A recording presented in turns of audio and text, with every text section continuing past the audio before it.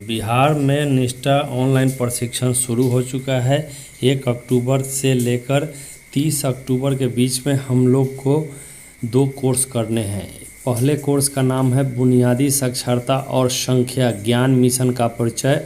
इस वीडियो के माध्यम से हम लोग जो सबसे अंत में मुख्य प्रश्नोत्तरी है उसके सटीक आंसर जानेंगे। बिहार के शिक्षक साथियों के लिए भी और सभी देश के राज्यों के लिए भी यह निष्ठा प्रशिक्षण ऑनलाइन मोड में शुरू है। तो यहाँ पे हम लोग जो है बुनियादी साक्षरता और संख्या ज्ञान मिशन का परिचय का मुख्य प्रश्नोत्तरी जानेंगे।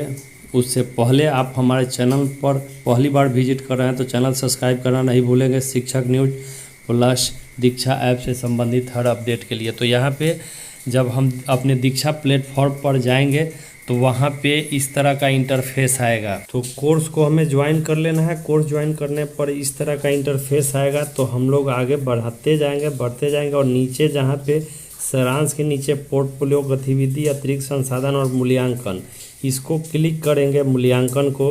तो इसी में जो क्वेश्चन है प्रश्नोत्तरी आएगा, उस प्रश्नोत्तरी को क्लिक करेंगे हम। यहाँ पर इसी प्रश्नोत्तरी का हम लोग हल इसी वीडियो के माध्यम से जान रहे हैं।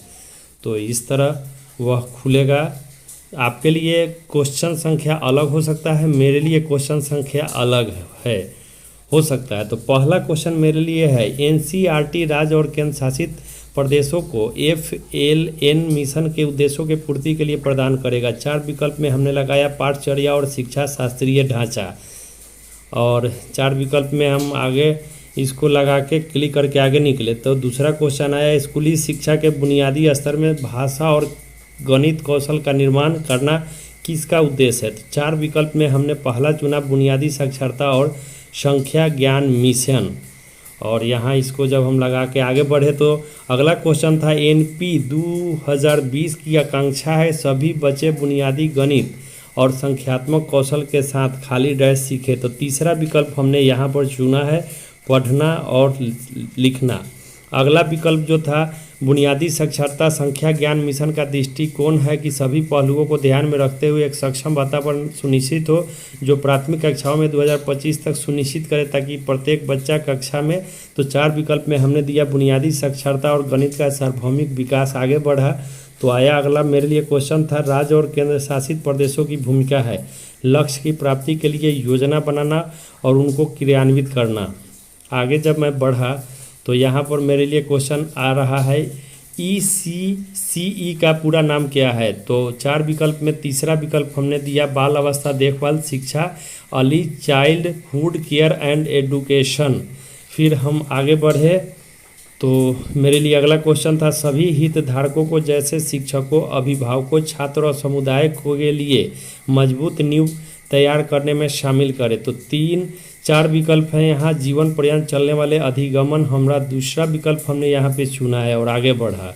तो अगला क्वेश्चन मेरे लिए है बुनियादी साक्षरता और ज्ञान के लिए संदर्भ व्यक्तियों का क्षमतावर्धन और संदर्भ सामग्री विकसित करना सरकार के साथ साथ की भी जिम्मेदारी है। 4 विकल्प में हमने NGO को चुना और आगे क्लिक करके बढ़ा। तो अगला क्वेश्चन मेरे लिए आया NEP 2020 के अनुसार मध्याह्न भोजन मिड डे मील कार्यक्रम प्रारंभिक कक्षा में पढ़ने वाले बच्चों को भी विस्तारित किया जाएगा। यहाँ प्रारंभिक कक्षा का अर्थ है। तो 4 विकल्प में हमने सबसे चौथा लगाया कक्षा 1 से पहले।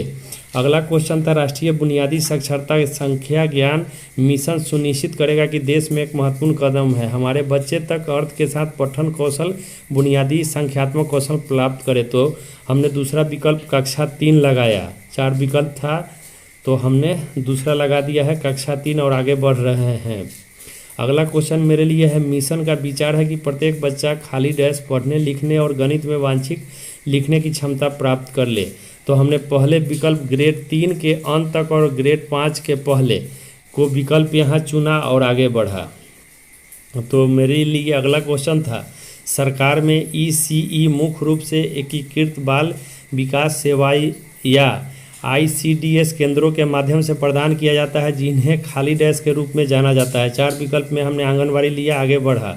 CBSE प्राथमिक स्तर पर के पूल की पहचान करेगा जो सरकारी प्राथमिक शिक्षकों का मार्गदर्शन कर सकता है और प्राथमिक स्तर पर शिक्षकों का समर्थन करने के लिए इस सामग्री भी विकसित कर सकता है। 4 विकल्प में हमने दूसरा उत्कृष्ट शिक्षक लगाया और आगे बढ़ा।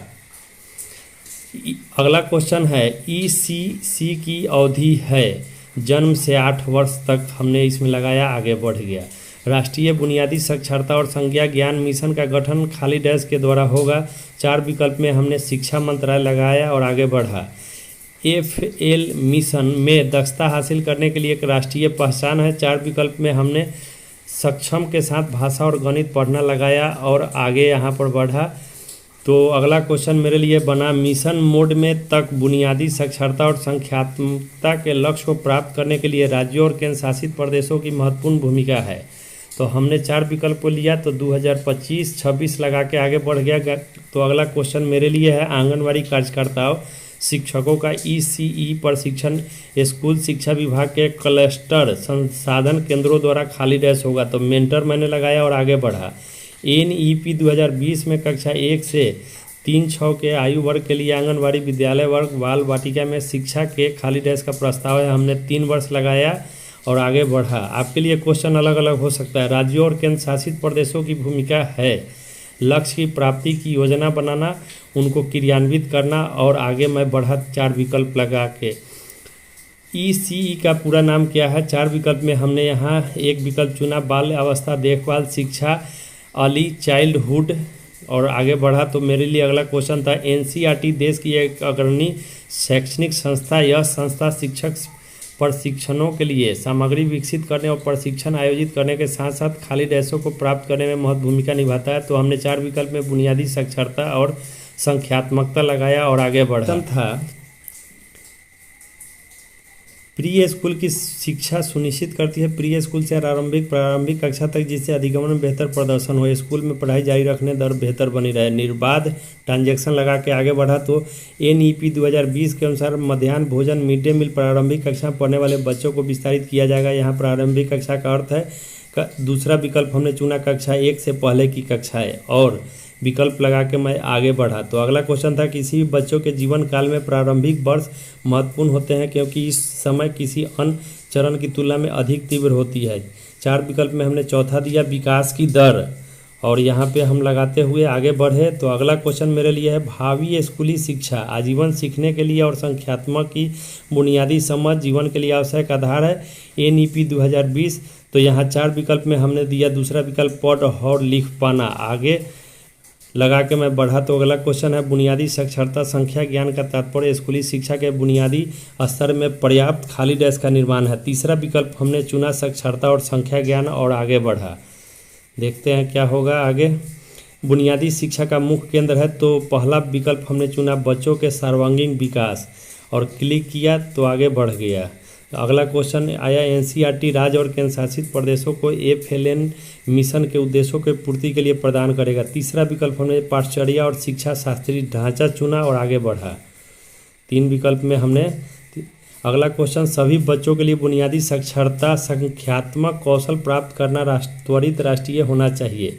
हमने 4 विकल्प में यहाँ मिशन लिया और आगे बढ़ा। अगला क्वेश्चन राष्ट्रीय बुनियादी साक्षरता संख्या ज्ञान मिशन का गठन के द्वारा होता है। 4 विकल्प में हमने शिक्षा मंत्रालय चुना और आगे बढ़ा। यहाँ 4 विकल्प एक क्वेश्चन चुनना है। अगला सभी हितधारकों के जैसे शिक्षक अभिभावकों छात्र समुदाय के लिए मजबूत नींव तैयार करने में शामिल करें। जीवन पर्यंत चलने वाले अधिगमन को हमने चुना और आगे यहाँ पे क्लिक करके बढ़ गया। अगला क्वेश्चन मेरे लिए था NEP 2020 में परिकल्पना की गई है 5 वर्ष की आयु से पहले प्रत्येक बच्चा का प्रारंभिक कक्षा बाल वाटिका में जाएगा जिसमें एक NCERT को पढ़ाने योग्य क्वालिफाइड शिक्षण होगा। वाटिका 4 विकल्प में हमने तीसरा विकल्प कक्षा 1 से पहले की एक कक्षा को क्लिक किया और आगे बढ़ा। तो अगला क्वेश्चन है स्कूली शिक्षा के बुनियादी स्तर में भाषा और गणित कौशल का निर्माण करना किसका उद्देश्य है। बुनियादी साक्षरता और संख्या ज्ञान मिशन हमने लगाया चूँकि हम आपके साथ लाइव चल रहे हैं, आगे बढ़ते जा रहे हैं, देखते हैं कितना सही होता है। अगला क्वेश्चन है राष्ट्रीय शिक्षा नीति 2020 में इस बात पर प्रकाश डाला गया कि वर्तमान में प्राथमिक स्तर पर अनुमानित रूप से 5 करोड़ से अधिक छात्र बुनियादी साक्षरता संख्या ज्ञान का कौशल हासिल नहीं कर पाए। दूसरा हमने विकल्प सहमत एफएलएन को मजबूत करने के लिए कदम उठाए जाने चाहिए विकल्प को चुना है और हम यहाँ पे आगे बढ़ रहे हैं। तो अगला क्वेश्चन मेरे लिए था, प्रारंभिक बाल अवस्था शिक्षा को किस संदर्भ में एक विशिष्ट लक्ष्य के रूप में शामिल किया गया है। सतत विकास लक्ष्य SDGC को हम लगाते हैं, क्लिक करते हैं और आगे बढ़ते हैं। क्वेश्चन मेरे लिए था, हमारे देश में चलाई जाती है ECE संस्थाओं के माध्यम से चलाई जाती है, शामिल आंगनबाड़ी, प्राथमिक स्वास्थ्य और 5-6 आयु वर्ग प्राथमिक अनुदान स्व स्थित एकल। इसका विकल्प प्रारंभिक बाल्यावस्था शिक्षण चुन के आगे बढ़ गए। तो यहाँ पर SDG के लक्ष्य 4.2 का उद्देश्य सुनिश्चित करना है कि सभी लड़कियों और लड़कों के जिसमें वंचित समूह विकलांग बच्चे भी शामिल हैं 2030 तक गुणवत्तापूर्ण देखभाल पूर्ण प्राथमिक शिक्षा प्राप्त हो ताकि प्राथमिक शिक्षा के लिए तैयार हो सके।